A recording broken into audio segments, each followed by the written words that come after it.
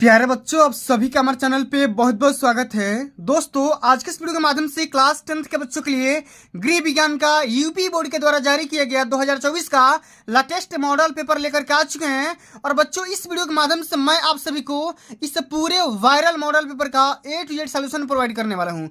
दोस्तों, अब की बार 2024 का जो भी पेपर आएगा बिल्कुल ऐसा ही पेपर आएगा, इससे बाहर नहीं आएगा। और इस वीडियो के देखने के बाद आप सभी का बोर्ड के पेपर में 95% मार्क्स पक्का आ जाएगा।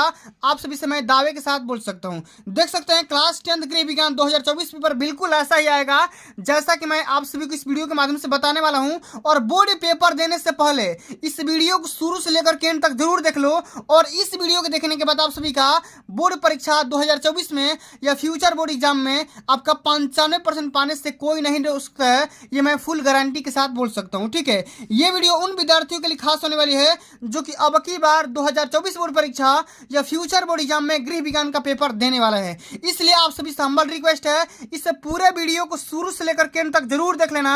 वीडियो को लाइक कर देना, शेयर कर देना, अगर चैनल पर नए हो तो सब्सक्राइब जरूर कर देना। ठीक है, आइए दोस्तों, सबसे पहले हम गृह विज्ञान का पेपर का पैटर्न समझ लेते हैं कि अब की बार 2024 का पैटर्न क्या रहने वाला है, पेपर में क्या क्या चेंजेस कर दिया गया है, सब कुछ मैं आप सभी को इस वीडियो के माध्यम से बताने वाला हूं, समझाने वाला हूं, सिखाने वाला हूं। ठीक है, आइए सबसे पहले यहाँ पे देख सकते हैं इस पूरे पेपर को हल करने के लिए आपके पास 3 घंटा 15 मिनट का टाइमिंग होता है, जो कि शुरुआत में 15 मिनट इस पूरे पेपर को पढ़ना है और पढ़ करके समझना है केवल। ठीक है, और बाकी बचे 3 घंटे में हल करना है। ठीक है, पूर्णांक यहाँ पे देख सकते हो 70 में 70 रहने वाला है। ठीक है, 30 नंबर आपको प्रैक्टिकल से मिल सकते हैं। ठीक है, और यहाँ पे देखिए ये जो क्लास 10th का जो बच्चा होने वाला है, केवल बालिकाओं के लिए प्रश्न पत्र रहने वाला है। ठीक है, इसमें केवल प्रश्न पत्र होगा, प्रैक्टिकल वगैरह का जिक्र नहीं किया जाएगा। सबसे पहले हम निर्देश और नोट पे नजर डालते हैं तो प्रारंभ के 15 मिनट परीक्षार्थियों को प्रश्न पत्र पढ़ने के लिए निर्धारित है, यानी कि शुरुआती में जैसे मैंने बताया आपको पेपर पढ़ना है। ठीक है, और सही प्रश्न करना जरूरी है, एक भी प्रश्न को छोड़ना नहीं है। और प्रत्येक प्रश्न के निर्धारित अंक उनके सामने दिए गए हैं। ठीक है, और प्रश्न पत्र के 2 खंड है, खंड क और खंड ख। ठीक है, खंड क जो होगा बहुविकल्पी होगा, जिनमें 20 MCQ होंगे, जिनको OMR आंसर शीट में हल करना है। और ठीक है, और OMR को हल करने के लिए आपके पास ब्लू या ब्लैक पेन होना जरूरी होता है। ठीक है, आइए सबसे पहले दोस्तों हम यहाँ पे खंड क को सॉल्व करते हैं।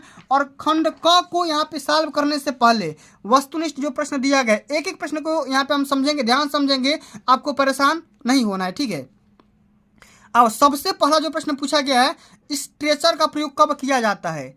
खेलने के लिए, बाजार करने के लिए, रोगी को ले जाने के लिए, या घूमने जाने के लिए। तो स्ट्रेचर का प्रयोग हम क्यों करते हैं भैया? हम रोगी को एक स्थान से दूसरे स्थान को ले जाने करने के लिए हम करते हैं। ठीक है, स्ट्रेचर का उपयोग इसलिए करते हैं ताकि हम हॉस्पिटल में एक स्थान से लेकर के दूसरे बेड पर हम रोगी को बैठा सकते हैं, लिटा सकते हैं। ठीक है, कई बार हमने बता रखा है।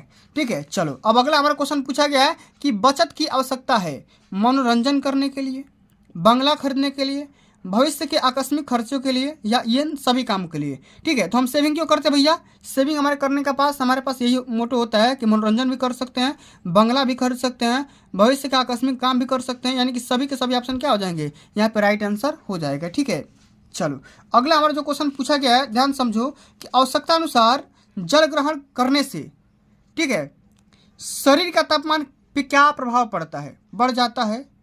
ठीक है, यहाँ पे सबसे पहले इस क्वेश्चन को छोड़ दिया हमने कि सर्वोत्तम या आदर्श पारिवारिक बजट किसे कहते हैं? घाटे के बजट को, संतुलित बजट को, बचत का बजट को, या दैनिक बजट को।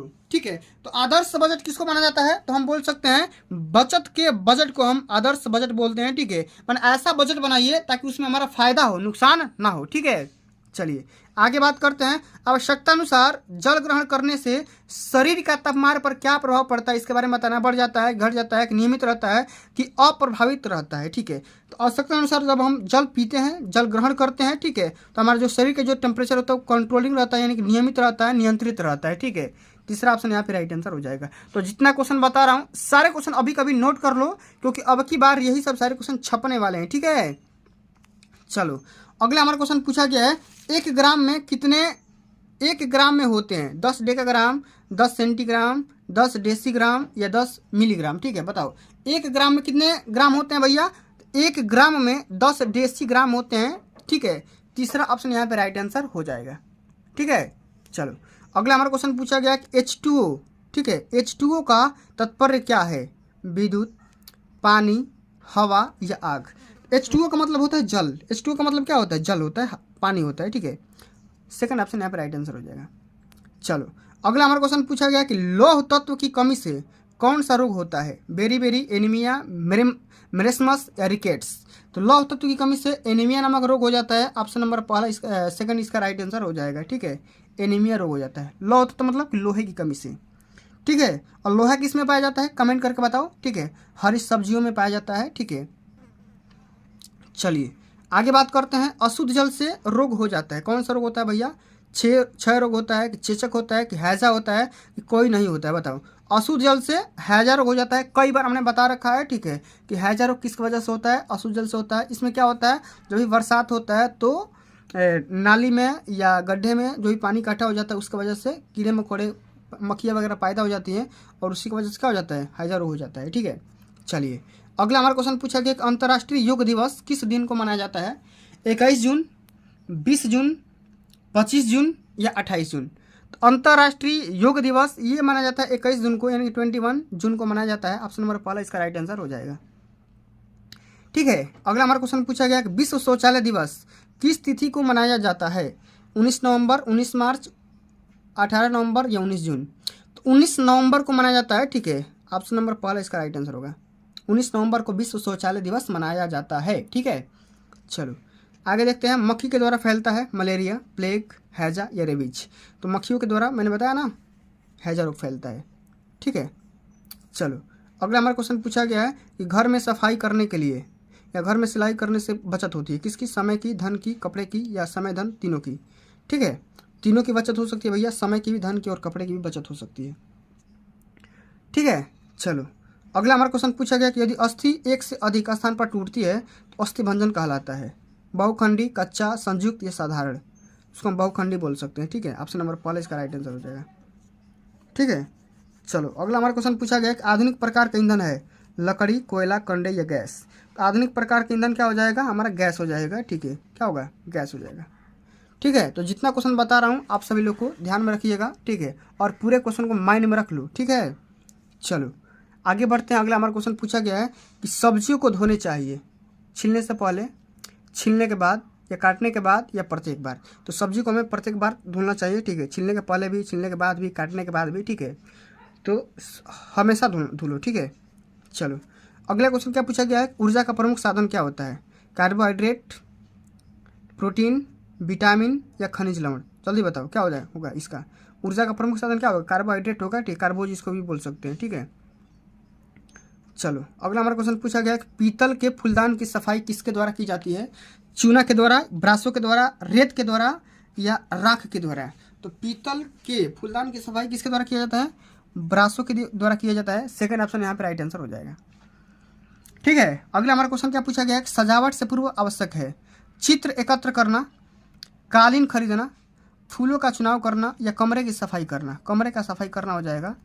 चौथा ऑप्शन यहाँ पे क्या होगा? राइट आंसर होगा, ठीक है। चलो कृत्रिम विधि से सांस कब दिलाई जाती है? जल में डूबने पर, फांसी लगाने पर, दम घुटने पर या तीनों अवस्थाओं में। तीनों अवस्थाओं में इसका राइट आंसर हो जाएगा, ठीक है। कृत्रिम विधि से हम सांस दिलाते हैं, ठीक है, तीनों अवस्था में। आओ अगला हमारा क्वेश्चन पूछा गया है कि बर्फ की टोपी का प्रयोग किया जाता है तेज ज्वर में, तीव्र वेदना में, हड्डी टूटने पर या मोच आने पर। तो तीव्र तीव्र तीव्र मतलब तेज, ठीक है, तेज ज्वर में किया जाता है। तो पहला इसका राइट आंसर हो जाएगा। चलिए आगे भी देख लेते हैं। खंड ख की तरफ भी देख लेते हैं एक नज़र, ठीक है। अति लघुत्तरी आता है, लघुत्तरी आता है और दीर्घ उत्तरी आता है, ठीक है। तीनों सेक्शन को समझिएगा। जो लघुत्तरी होता है 25 शब्द में देना होता है, ठीक है। लघुत्तरी 50 शब्द में देना होता है और दीर्घ उत्तरी को 100 शब्द में देना होता है आंसर, ठीक है। सबसे पहला क्वेश्चन आ रहा है कि एक अच्छे बजट की 2 विशेषताएं लिखिए, 2 नंबर का आता है, इसको तैयार कर लेना है, ठीक है।